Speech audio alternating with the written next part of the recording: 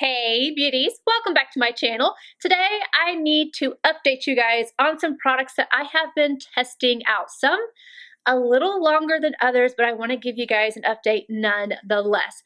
No long intro here other than like if you want to see this eye look, I've already done it and I will leave it in the description box down below. Without further ado, let's go ahead and jump into some things I need to update you guys on. The first thing I want to go over are the new Anastasia Beverly Hills lip stains. I've now tried every single one of these on.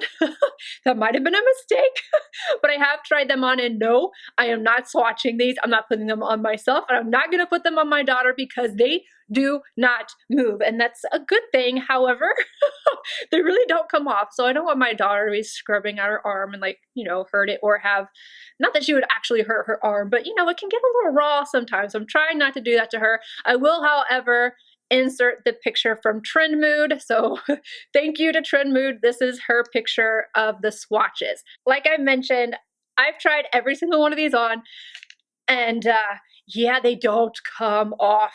They don't come off, which is good, except, like, I don't know, if I needed to film a video today, like a get ready with me trying new makeup, and I had one of these on yesterday or even the day prior, my lips would still be the color of these. And I know for a fact because I was having to cover this up. This is the shade that's my favorite. It is bright pink or hot pink. Hot pink described as a bright pink. It is so pretty, but they don't move. And if you have any dry spots on your lips at all, they will catch, which is kind of typical when it comes to lip stains. If something is dry, it's obviously going to catch a little bit more.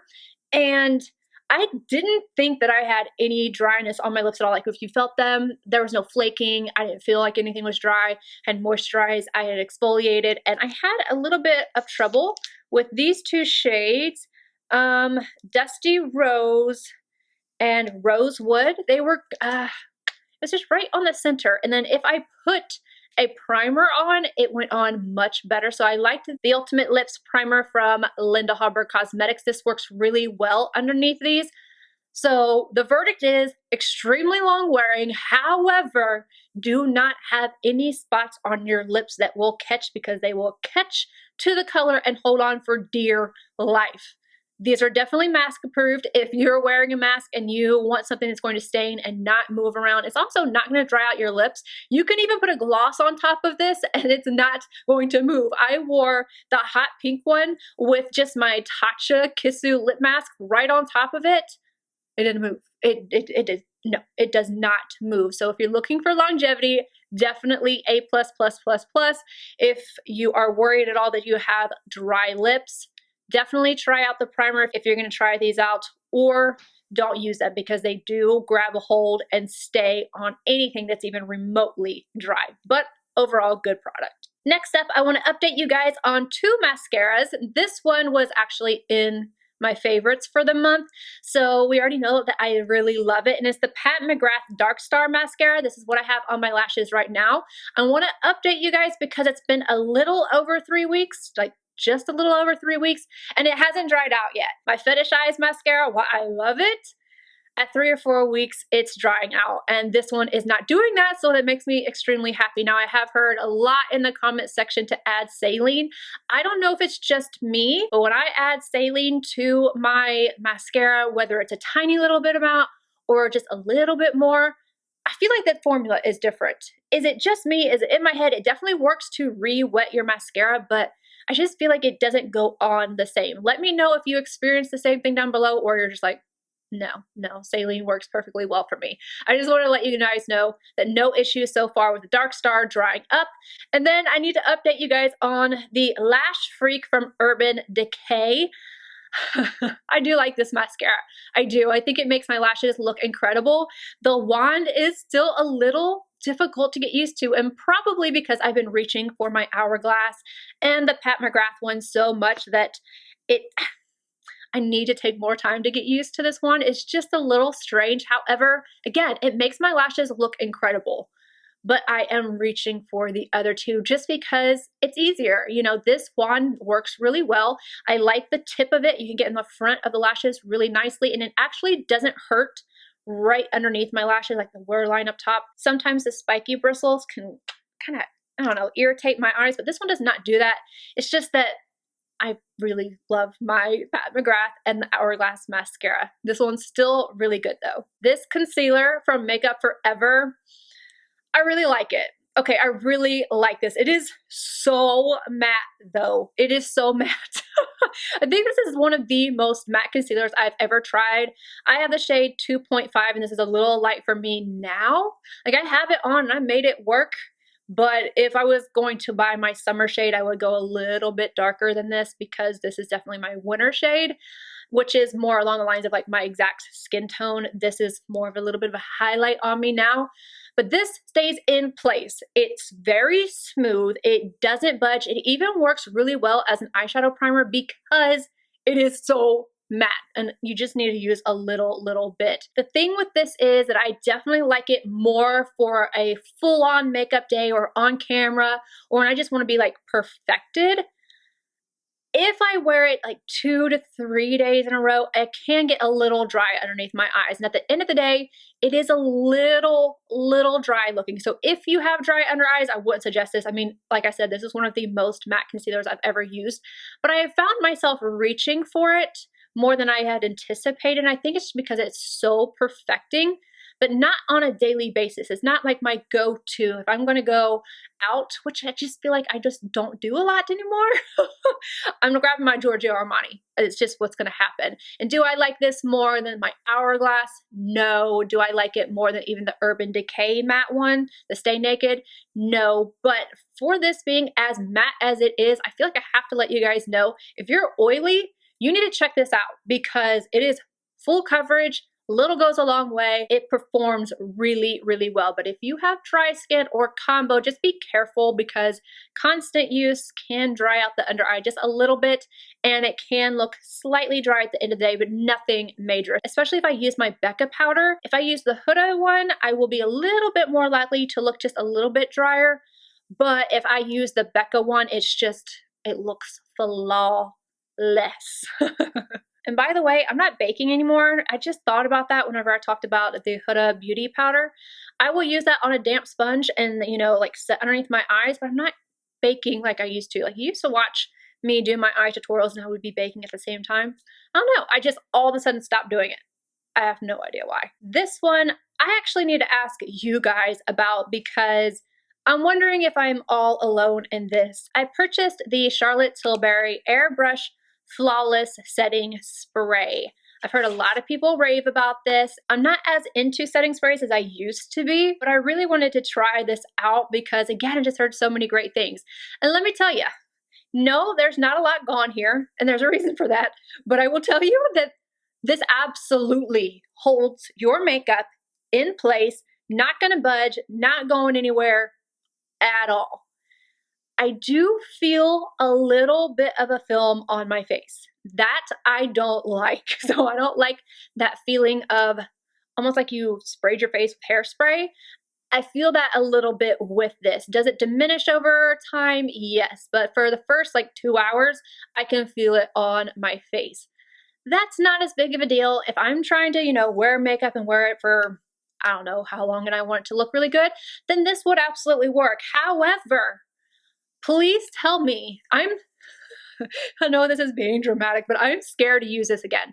You guys have heard me talk about, oh, you know, certain ingredients tend to break me out like cornstarch, Z-maize, coconut oil derivatives, things like that. The thing is that a lot of times when those things break me out, I'll just get like 1 or 2 and I call it the retin it away type of acne. It's just these little whiteheads and it's fine. I just won't use that product back to back.